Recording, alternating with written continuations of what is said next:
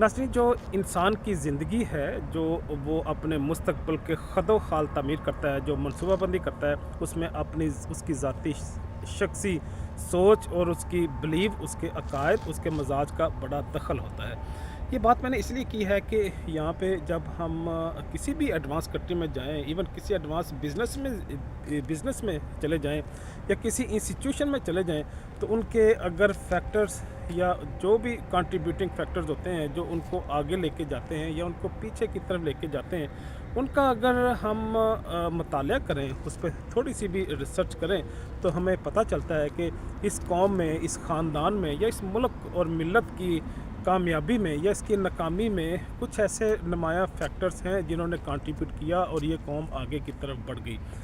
मैं अगर इसकी मिसालें पेश करना चाहूँ, वो चाहे पाकिस्तान हो, बांग्लादेश हो, इंडिया हो, अफ़गानिस्तान हो, जर्मनी हो, फ्रांस हो, तो एक लंबी तारीख़ मेरे सामने निखर के आ जाएगी, वो फैल के आ जाएगी, जिसको समेटना मुश्किल हो जाएगा।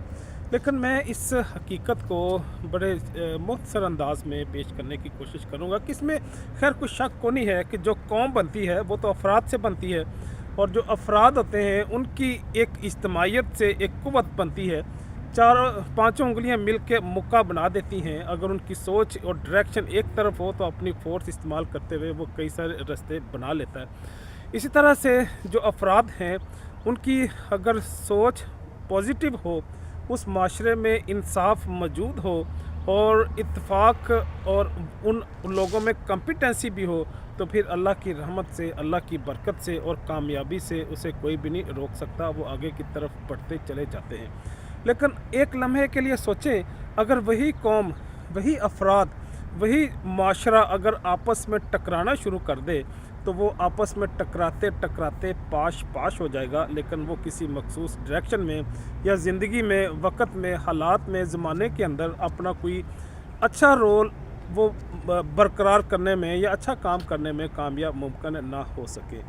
तो यही चीज़ मुझे यहाँ पे आके महसूस हुई। अगरचे ये बड़ा अजीबो-गरीब सा दरिया है, और दरिया भी साकन है, को मूव नहीं कर रहा, जिस तरह दरिया सिंध है, गंगा है, जमुना है, दरिया काबल है, उस तरह वो तो चलते और आगे बढ़ते हुए दरिया हैं।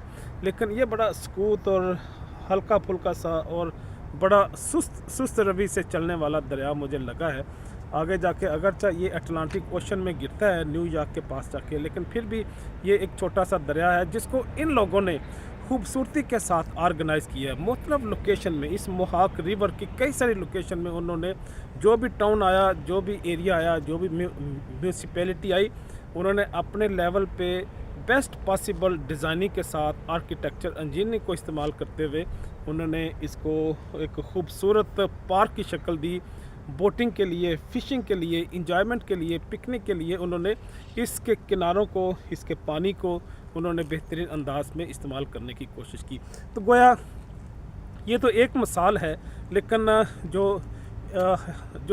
ह्यूमन कॉम्पिटेंसी है, मैन पावर है या ह्यूमन रिसोर्सेज हैं, उनको भी अगर देखें, अगर नेचुरल रिसोर्सेज को भी देखें, अगर बिजनेसेस को देखें, टेक्नोलॉजी को देखें, फिनांस के हवाले से रेवेन्यू की डिस्ट्रीब्यूशन देखें, तो उनको भी इन लोगों ने बड़ी खूबसूरती से इस्तेमाल करते हुए अपने मुल्क और मिल्लत की तरक्की के लिए इस्तेमाल किया। इजाज़त चाहूँगा। अल्लाह हाफ़िज़।